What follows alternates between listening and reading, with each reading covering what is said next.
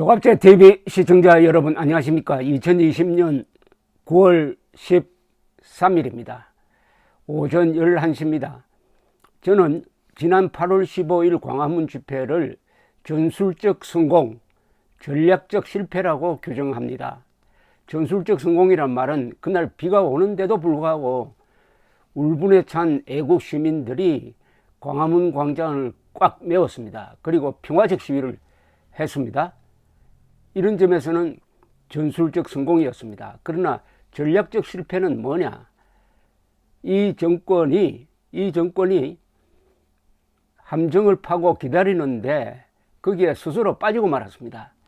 그 며칠 전부터 바로 직전에 문재인 대통령이 교회가 방역에 협조를 해달라, 광화문 집회를 하지 않았으면 좋겠다는 경고를 했습니다. 그리고 사랑제일교회에서 확진자들이 나오기 시작했습니다.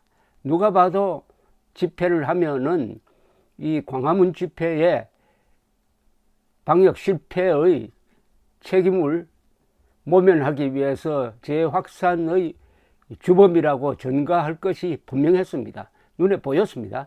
그렇다면 이때 멈춰서야 했습니다.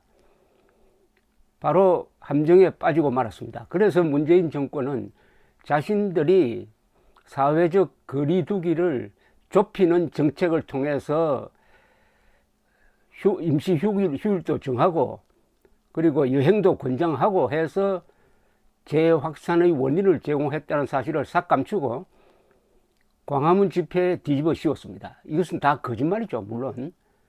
그러나 그 함정에 빠질 수 있지, 빠져서는 안 되는데 빠져버리고 말았습니다. 만약 그때 광화문 집회가 열리지 않고 자제했더라면은 아마 문재인 지지율은 20%대로 떨어졌을 가능성이 있습니다. 문재인 정권이 뒤집어 써야 할 책임을 우파가 도맡는 그런 형국이 되고 말았습니다. 그런데 10월 3일 또 집회를 한다고 합니다. 여기 대해서는 안철수, 김종인 이런 분들이 자제를 또는 반대를 분명히 했는데, 오늘 이 진인 조은산 씨 39세의 문필가라고 해야 되겠습니다. 시무 7조 상소문으로 유명해진 이분이 호소문을 발표했습니다. 이분도 개천절 집회는 후일을 위하여 안 했으면 좋겠다는 아주 간곡한 호소문입니다. 이 호소문을 제가 대신 낭독해 드리겠습니다. 이분의 진인 조은산의 블로그에 지금 올려 있습니다. 쪽보다 더 푸른 얼굴로 총칼을 들어 자유를 지켜냈습니다. 백마고지의 참호 안에서, 인천 해안의 상륙주정 안에서, 함락 직전의 부산 낙동강 전선에서 그러했습니다. 시대의 요구와 국가의 부름에 답했습니다. 월남의 짙은 정글, 전우들의 시신 사이에서 숨죽였던 파월 장병은 소총탄을 쏘아 날려 표적의 심장을 관통했고, 이는 국가 발전의 신호탄이 되어 국토를 관통하는 경부고속도로가 되었습니다. 꽃보다 더 꽃 같았던 그대들은 2억 만리의 땅 독일, 말도 통하지 않고 음식 또한 맞지 않는 곳에서 환자의 상처를 꿰매고 시신을 닦아 외화를 송출해 국가 경제 발전의 초석을 닦았습니다. 가난과 맞서 싸우며 밖에서는 그릇을 닦고 안에서는 갓난쟁이의 사틀 닦아 가정을 지켜내었습니다.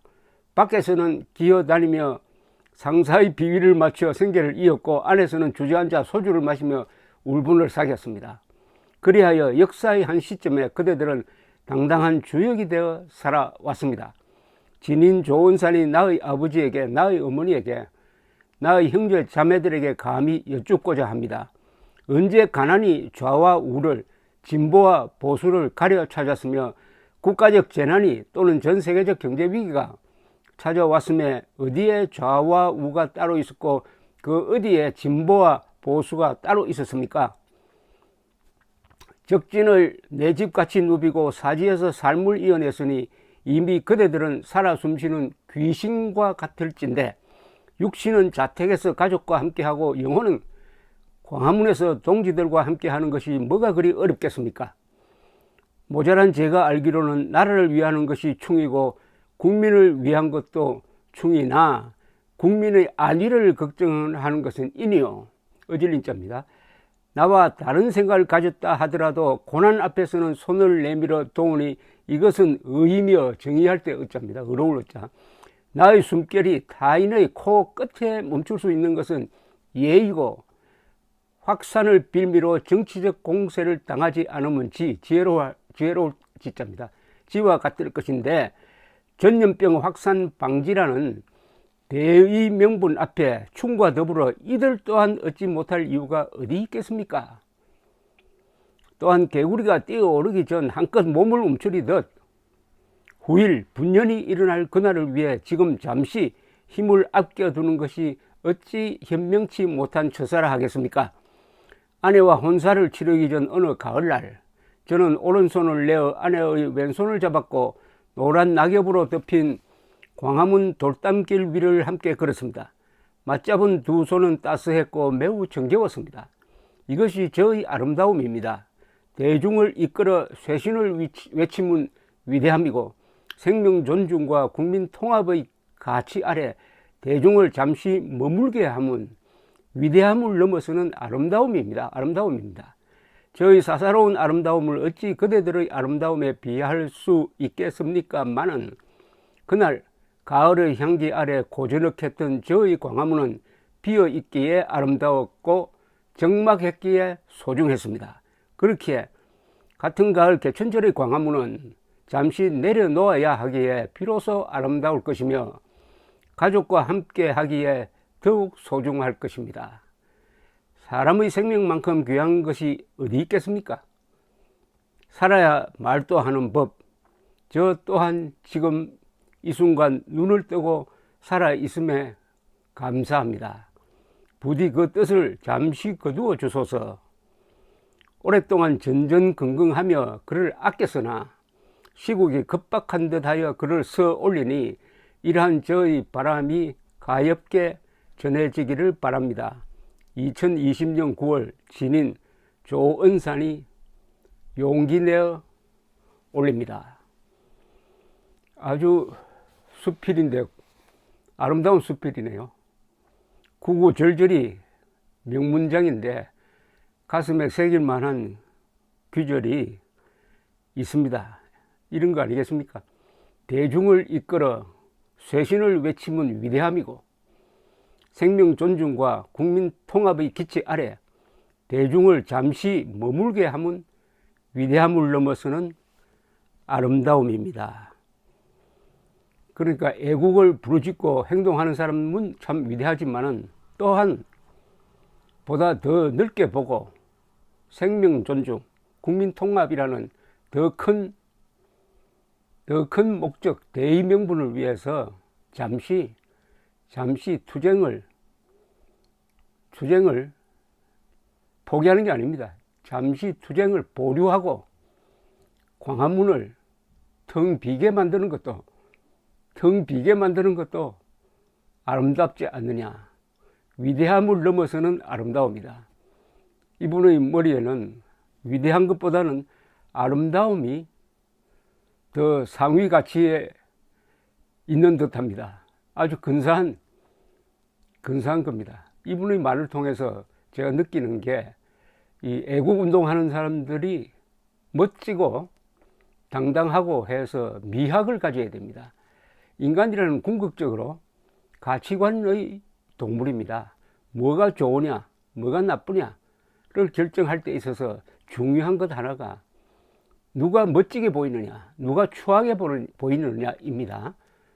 그걸 미학이라고 그럽니다. 그런데 그동안 우리 우파가 멋지게 보였습니다. 우리 우파라기보다는 대한민국 건설 세력, 대한민국 주류는 멋지게 보였습니다. 이승만이 얼마나 멋집니까? 거대한 생애였습니다. 박정희 딱 질서정연하고 단정하고 엄숙하고 정확하고 정직하고 하는 모습, 그게 다 멋지게 보이는 겁니다. 그리고 우리 군사문화의 상징인 국군의 날에 국군의 그 분열식, 그리고 시가행진, 그게 다 멋지게 보이는 겁니다. 그리고 월남 참전 용사들의 분투, 6.25 때 목숨 던져 나라를 지켰던 우리 병사들, 장군들, 백선엽 장군 같은 분들, 후퇴하는 사병들을 모아놓고 더 나갈 때라고는 바다밖에 없다. 후퇴하려면 나를 먼저 쏴라 라고 하는, 이게 다 미학입니다. 이게 다 우파의 미학입니다. 그러다가 최근에 좌파와 싸우면서 우파가 좌파와 닮아가는 듯한 모습을 보이는 점이 있습니다. 이렇게 되면은 우파가 교양을 포기하게 됩니다. 어제 제가 말씀드렸죠. 교양 없는 국민이 교양 없는 대통령을 만들었다. 교양이 무너지면 좌와 우가 똑같다.